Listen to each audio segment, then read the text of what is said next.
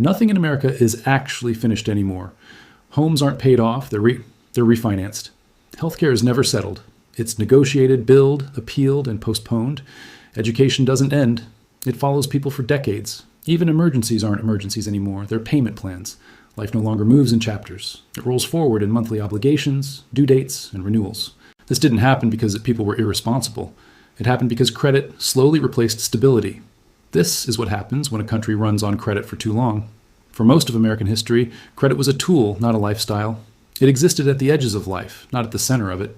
You used it to smooth timing, to bridge a gap, to handle something temporary. A car loan ended. A mortgage aged out. A credit card balance was supposed to go back to zero. Credit assumed that income was the foundation and borrowing was the exception. What changed wasn't a single law or a single crisis. What changed was the role credit began to play in everyday survival. Slowly, almost invisibly, America moved from using credit to extend progress to using credit to replace stability. This didn't feel dangerous at first because it didn't arrive as an emergency. It arrived as convenience, as flexibility, as choice. Swipe now, pay later, refinance, roll it over, spread it out. What once existed to absorb short-term shocks began absorbing long-term reality. Groceries went on cards. Medical care went on payment plans. Education went on decades-long balances. Housing became a permanent mortgage treadmill instead of a path to ownership. Even basic unpredictability, car repairs, vet bills, utility spikes, was quietly reclassified as something to finance rather than solve. None of this felt like collapse because nothing stopped working. Stores stayed open. Apps got better. Credit limits increased. Statements arrived on time. The system didn't break. It adapted. And that adaptation is what makes it dangerous. When a system adapts to stress instead of resolving it, the stress doesn't disappear. It becomes permanent. Credit stopped being a bridge across time and became the ground people stood on. You can see this shift not in statistics, but in behavior. People stopped asking whether they could afford something and started asking whether they could manage the payment. Price lost meaning. Monthly obligation became the only metric that mattered. A $200 emergency and a $12,000 emergency blurred into the same decision if the payment fit inside the month.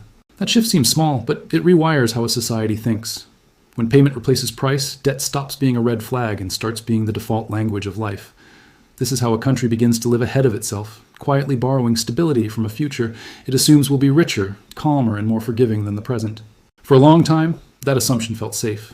Growth covered mistakes, rising asset values masked fragility, inflation was low enough that debt felt manageable, even smart. The narrative said leverage was efficiency and debt was strategy.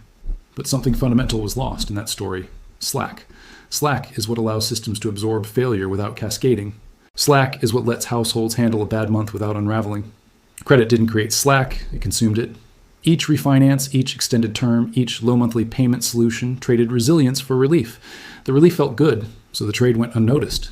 And because this happened everywhere at once, households, cities, hospitals, universities, governments, it normalized the condition. Everyone owed something. Everyone carried balances.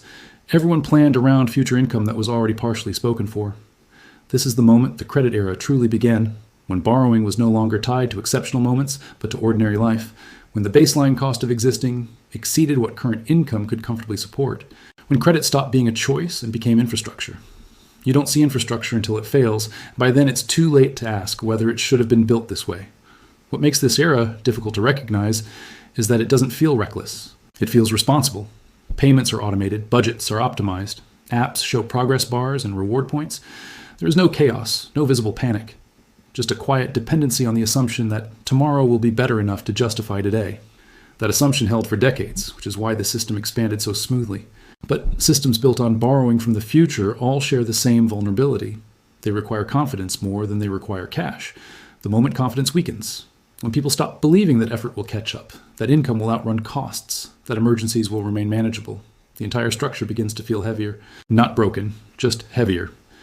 And weight is the first thing people notice before collapse. In the credit era, nothing feels fully owned, fully finished, or fully secure. Life becomes a series of rolling obligations instead of completed chapters. That is the foundation America stands on as it enters 2026. Not a sudden crisis, not a dramatic failure, but a country that has slowly taught itself to survive on borrowed time without asking what happens when time stops cooperating. At first, credit still felt temporary. That illusion lasted longer than most people realize. Even as balances grew, there was a belief baked into the system that this was a phase, a stretch, a rough patch, a transitional period that would eventually resolve itself. Raises would come, careers would stabilize, prices would cool, the math would work again. Credit wasn't seen as a permanent condition. It was seen as a waiting room. You sat there until real life resumed. That belief is what allowed the system to expand without resistance. As long as people believed the exit existed, they tolerated the delay. But over time, the waiting room became the destination. Debts didn't shrink, they rolled forward. Loans didn't end, they reset. The finish line moved, then disappeared entirely. What changed wasn't just the size of the balances, but the psychology around them. Credit stopped feeling like something you carried and started feeling like something you lived inside. Instead of thinking in years, people began thinking in billing cycles. Instead of planning futures, they planned renewals. The calendar lost its long horizon and collapsed into a repeating loop of due dates. That shift matters because long-term thinking is what allows people to absorb sacrifice. When sacrifice no longer leads anywhere, it stops feeling noble and starts feeling pointless. This is when debt becomes permanent, not when balances grow, but when belief in resolution fades. As this permanence set in, behavior adjusted in subtle ways. Refinancing replaced progress. Consolidation replaced payoff. Minimum payments became milestones. A balance going down slightly felt like a win, even if the timeline stretched indefinitely. The system rewarded this thinking. Longer terms lowered monthly stress, even as total costs exploded. The numbers on paper looked cleaner. Cash flow stabilized. Life appeared manageable again. But manageability is not the same as sustainability. A system can feel stable while slowly hollowing itself out. What was quietly disappearing during this phase was margin. There was no extra room left for mistakes, no space for interruption. Every dollar of future income was already assigned a job. When income rose, obligations rose with it. When costs spiked, there was nothing left to absorb the impact except more borrowing. This is the moment when credit stops cushioning life and starts dictating it. The consequences of this shift don't arrive as headlines. They arrive as hesitation. People delay decisions, not because they don't want them, but because every choice carries hidden financial gravity. A move means deposits, overlap, uncertainty. A career change means a gap that credit can't easily smooth anymore. Even good news, pregnancy, opportunity, relocation, feels risky in a system with no slack. This is why life begins to feel frozen. Not because nothing is happening, but because everything feels expensive in ways that can't be fully calculated up front. Debt, once permanent, turns time itself into a liability. The future is no longer open, it's pre-committed. You're not just earning for today. You're servicing yesterday and prepaying tomorrow. That compression of time creates a constant low-grade anxiety that people struggle to articulate. They aren't panicking, they're bracing, always one disruption away from imbalance. And because this condition is shared by millions, it stops feeling like a personal problem and starts feeling like the weather, unpleasant, unavoidable, and beyond individual control. This is also the stage where official narratives begin to diverge from lived reality. On paper, things still function. Employment exists, growth registers, credit flows. But beneath that surface, the system has lost its elasticity. Small shocks now cause outsized reactions. A medical bill doesn't just hurt, it rearranges months of planning. A rate hike doesn't just increase costs, it destabilizes carefully stacked obligations. The economy hasn't stopped working, it has become brittle. And brittleness is hard to measure until something snaps. By the time credit stops feeling temporary, the trap is already closed. Not because people made reckless choices, but because the system quietly trained them to substitute time for money and then remove time as an option. This is how permanence sets in, not with a crash, but with resignation. The moment people stop asking when things will get easier and start asking how long they can keep juggling. That's when credit stops being a bridge and becomes a habitat. And once a society begins living inside debt rather than passing through it, every future decision is shaped by the weight of what already exists. The real damage of a debt-based system doesn't show up in balances or interest rates. It shows up in the parts of life that quietly disappear. When credit becomes permanent, it doesn't just take money, it takes flexibility. It narrows the range of choices until life feels smaller without anyone being able to point to the exact moment it happened. People don't wake up one day trapped. They wake up one day realizing that almost every option they once assumed would be available now carries consequences they can't afford to absorb. This is the invisible consequence of living on credit for too long. The slow erosion of optionality. Debt turns uncertainty into danger. It makes experimentation risky. It punishes pauses. In a system with slack, a bad month is survivable. In a system built on obligations, a bad month becomes a threat. That difference changes how people move through the world. They don't stop dreaming, but they do stop acting on those dreams, unless the outcome feels guaranteed. And very few things in life are guaranteed. This is why stress becomes normalized. Not acute stress, not panic, but a constant background tension that hums beneath everything else. People get used to carrying it the way they get used to noise in a crowded city. It doesn't feel dramatic enough to complain about, but it never fully leaves. That tension shows up in how long people stay in jobs they dislike, how long they postpone medical care, how long they live in places that no longer suit them. Maintenance gets delayed, rest gets negotiated, even health becomes something to manage later when things calm down.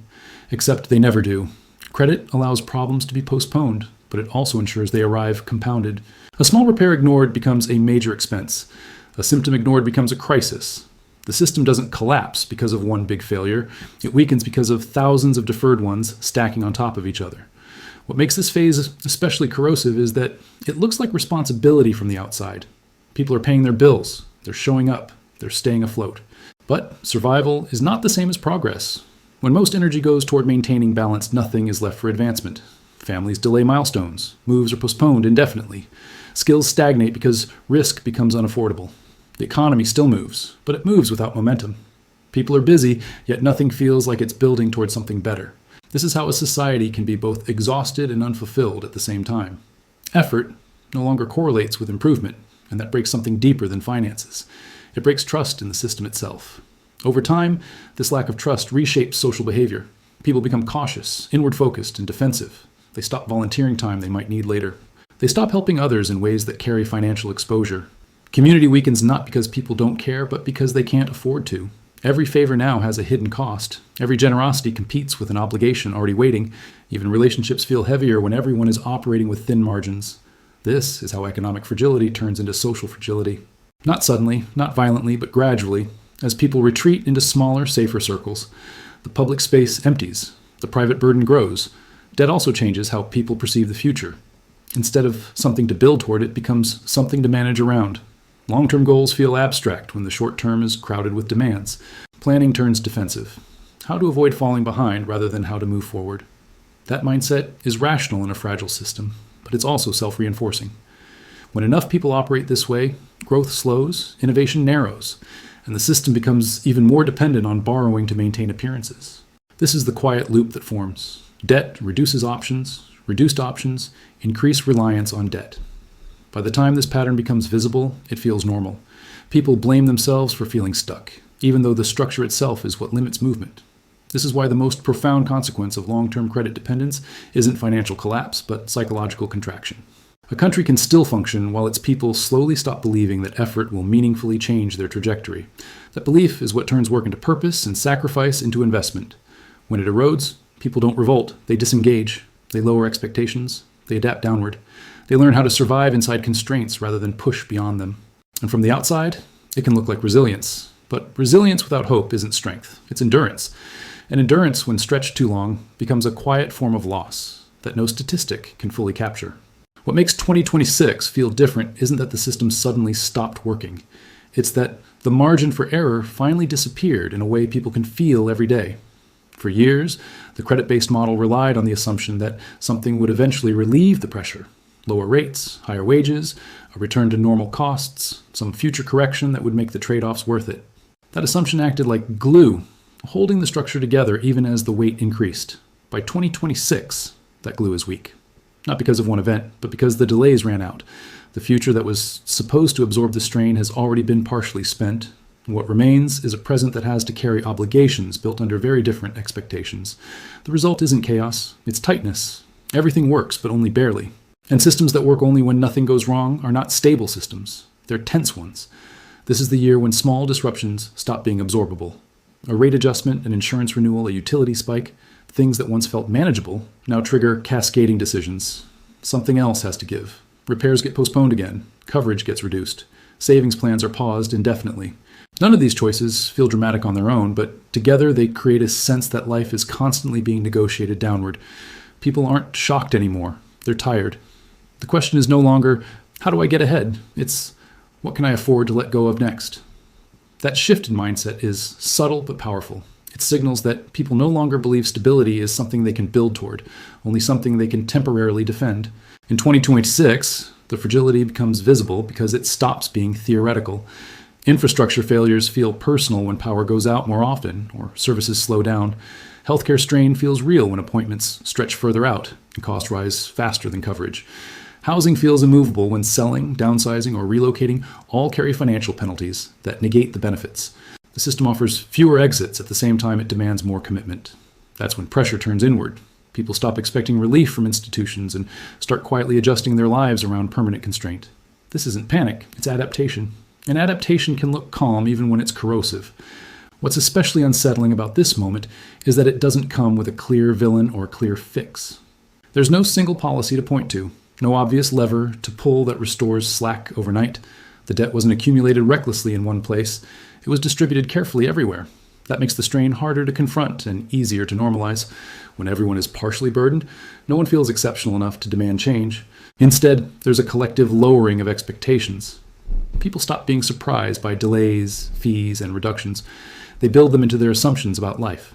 This is how a society transitions from growth to management mode.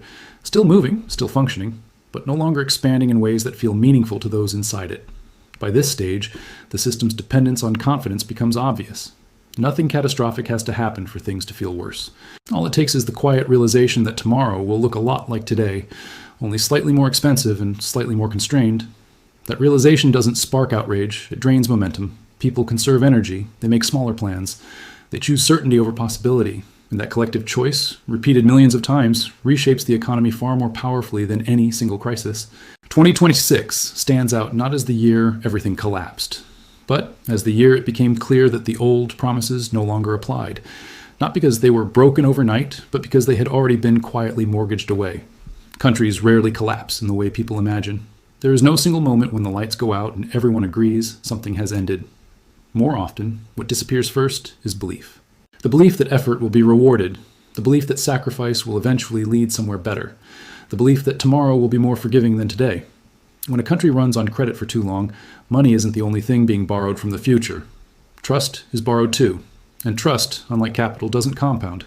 It erodes quietly, then all at once. By the time people notice it's gone, they've already reorganized their lives around its absence. They plan smaller, they hope less. They accept limits they never agreed to but feel powerless to challenge. This is the part that rarely makes it into charts or forecasts. Economies can function while belief drains away. Bills still get paid, systems still operate, but the emotional engine that turns participation into progress begins to stall. People stop seeing themselves as builders of a future and start seeing themselves as managers of exposure. Risk becomes something to avoid rather than something to take. Innovation narrows, mobility slows, even ambition changes shape, shifting from growth to preservation. None of this looks like collapse from the outside. It looks like maturity, prudence, realism. But inside it feels like something essential has gone missing. A quiet resignation replaces optimism, and resignation is incredibly hard to reverse once it settles in.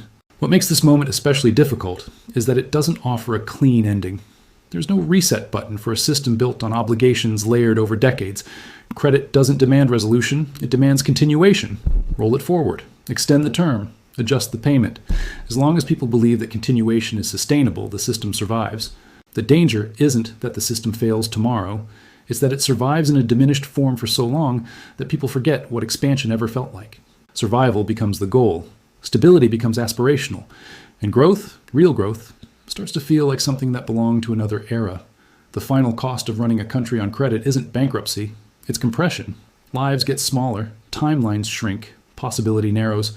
People still work hard, still care, still try to do the right things, but the horizon they're working toward feels closer and lower than it used to. That shift doesn't provoke panic, it produces acceptance, and acceptance is powerful.